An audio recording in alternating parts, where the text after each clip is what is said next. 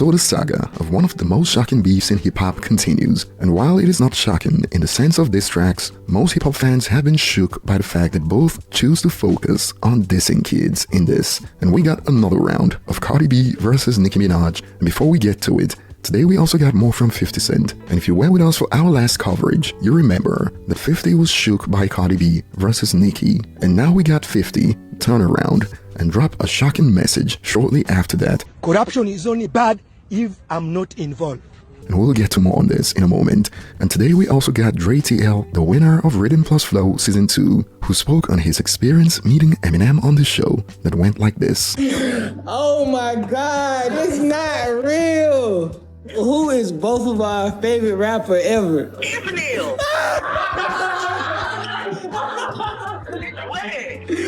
That man just shook my hand, man. And he went into detail about this, which we'll get to later. And today we also have one from Pusha T, who recently addressed the issue of ageism in hip-hop that sparked debates, as rap fans have also brought up the likes of Nas, Eminem, Black Thought, among others, who have been pushing the envelope for some time now when it comes to rappers over 40, and we'll get to this later. And starting with Cardi B versus Nicki Minaj, the disses aimed at the kids continue to pour in, although there's a plot twist which we'll get to in a moment. And check this out from Cardi B that picked up right where we left off in the last video. I'm letting you know again, stop playing with my kids, clown. You're just mad because your son's favorite color is 5. Come on, man. Come on, man. Get the F on, you crackhead. And shortly after, Nicki Minaj made this revelation on X. Guess who just got a call telling me I have to leave New York? Is this not suspicious?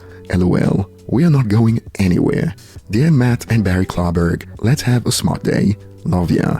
And Nicki Minaj began to clean up some of what she said about Cardi B's daughter when she called the kids roaches and primates. And it looks like in her defense, this was what Cardi B called another woman's kids in the past. Check it out. Dear black women, I can guarantee you that garden tool will never ever get on the net and discuss another black baby again. I can guarantee you that garden tool will never ever call black women roaches and primates again. Someone had to do it. And you could say this is damage control for calling Cardi B's daughter Culture a roach and a primate, even the baby in her belly. And it seems to be working on X, at least for some people. And Cardi B fired back with, always wanna fake, dear black women. Girl, shut the F up. Don't beef with every black woman in the industry. Like girl, who the F beefs with Caesar, and you be slick throwing shots at Beyonce, the most unproblematic people ever, while always bootlicking a white artist bum and posting their accomplishments while they ignore you. And let me tell you something, I say what I want when I want. You don't stop ish here. Ain't nobody freaking scared of you. And from Nicki's corner, we got more. Sweetheart, the general public just sold out my tour. The general public that y'all think y'all see and hear are bots and paid for opinions. Y'all gotta stop the woe is me energy in Gag City. This is the queen. We are the barbs. They see it, babe. They see it clearly. They've simply been paid to act like they don't see it. It costs them money, maybe even their freedom. They're livid, especially when they had a cut in that casino. Can't y'all just let that marinate? LOL, I have 5 albums charting right now. They are using Barney B to rage bait so they can get a song of hers off the ground from that flop album. They see it, babe. They are afraid. Hope that helps. Love you. And apparently, according to Nicki Minaj, Cardi B has been dissing her son for years. It is funny how all the other queens stayed silent while she mocked my son for years. And Cardi B is now requesting for proof that she was dissing Nicki's son for years. Wait, I mocked your son? I posted my kids are so smart for being 3 years old, spelling out his name, because I was so proud of that, and your fans started attacking my kid, and even my sister had to jump because why was Wave being attacked? And it is all because you and your fans are insecure about your own child, so nobody can brag about theirs. Please bring receipts now of when I mocked your son. You're not flipping the narrative like you did in 2018. Bring the receipts out. And Nicki Minaj continued the damage control. Dear Culture, truth is, I did all of this for a bigger purpose, and one day you'll understand. You're a cute child, and lots of kids have cute little funny looking gums before they grow into all their features. One day you'll see this, so I have to say I apologize. As a child of God and queen of my community who look to me for integrity, you're an innocent child and don't deserve this. One day your mother, aunt, and many more will be brought to their knees for what they've said and tried to do to my young prophet / beautiful boy. Take care, my darling. This isn't who I am. But clearly Cardi B already believes that they already went past the point of no return, and she continued, "Dear Papa Perk," what? Referring to Nicki's son Papa Bear, "I'm sorry that your mommy haven't cut you a birthday cake for the past 3 days because she can't take my success or happiness. One day you're gonna grow up and I hope you understand. When a girl says no, it means no, and you can overcome the PDF blood you inherited from your grandfather, father, and uncle. What? Please don't hate me when you grow up because your mommy rather give me more attention than she gives you. Hopefully when somebody that really cares about her puts her in rehab and gets her the help she needs, she comes out and reads you a book." And on Nicki's apology to culture, Cardi B went off. "Don't give my child no backhanded apology. Keep my child name out your mouth, cause I'ma always take you where you don't wanna go about mine. Honest truth, this going back and forth about kids is really draining my energy. I don't want to keep mentioning kids. It feels very nasty and dark, but the energy you keep giving my kids, I'ma resend back to the messenger." And as it stands, this was the end of the round today. And moving on, shortly after 50 urged Cardi B and Nicki Minaj to slow it down and stop fighting, he posted this addressing the judge presiding over Diddy's case. "This is my letter to the judge on Diddy's case. What? I'm scared for my life, LOL. Dear Judge Subramanian, I have had an ongoing dispute with Puffy for over 20 years. He's very dangerous. Multiple times I have feared for my life. I think you should consider the safety of the general public, Your Honor, before unleashing him upon them. There hasn't been enough time for him to reform or make any adjustments, despite his trying to teach a class in there. As you are already aware, the government has spent the maximum amount of money on deploying federal agencies which appeared to be an army in 2 locations simultaneously. Later, his son, who's dealing with his own SA allegations, claimed that the feds had hit the wrong house. You big dummy! Anyway, Diddy's only gonna return to hiring more male S-workers and keeping most of the baby oil away from the general public and babies needed. What? My Netflix documentary on this scandalous subject is coming soon. Come on, man.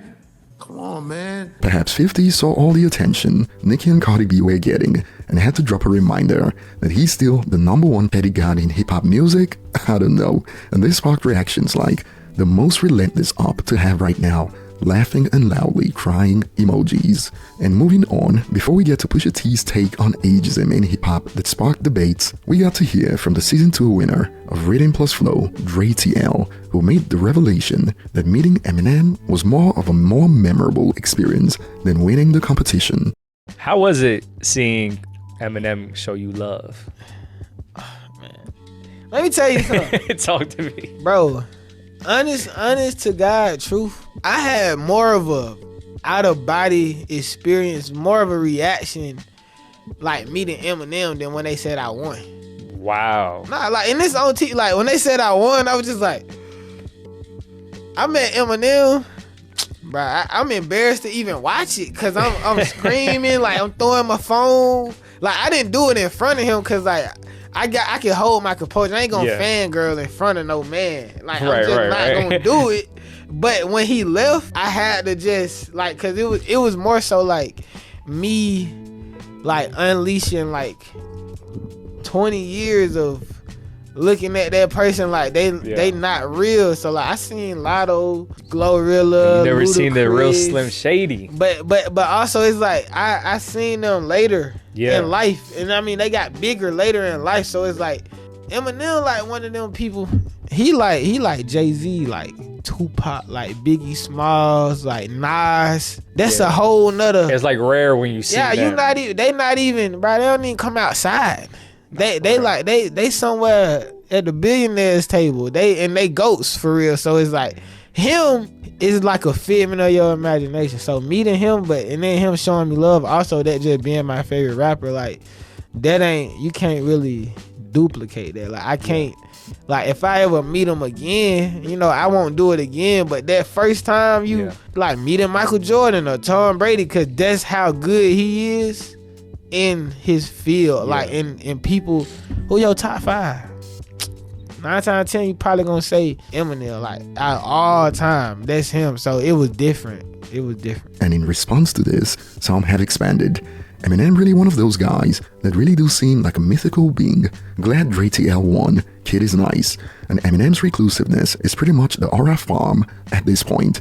And moving on, Pusha T recently spoke on ageism in hip-hop that sparked debates. And it goes, Pusha T believes Clips' Let God Sort Him Out album changed the outlook for ageism in hip-hop. I've always looked at rap and other genres, rock specifically, and I've never liked how rap always had the age ceiling where everyone else didn't. I've personally always wanted to make it my business to crack that ceiling, and I think the Clips album 1000% did it. And perhaps the way the post was framed has sparked reactions like, Nas' last 3 to 4 albums was the ageism issue, also Nas or Eminem had better albums, but how I interpret what he's saying is that the Clips have also contributed to cracking that ceiling of ageism in hip-hop in a major way, as he's got to know that the Clips aren't the first 40-plus-year-old rappers to drop dope albums, yes? And more, Eminem, LL Cool J, Redman raised that issue last year, not the Clips, F out of here. And people are getting quite aggressive over those comments, but what are your thoughts? How many rappers over 40 years old do you think have dropped dope albums, or do you believe the Clips are the first ones to do it? Share your thoughts below in the comment section. Thanks for watching, and I will see you on the next one.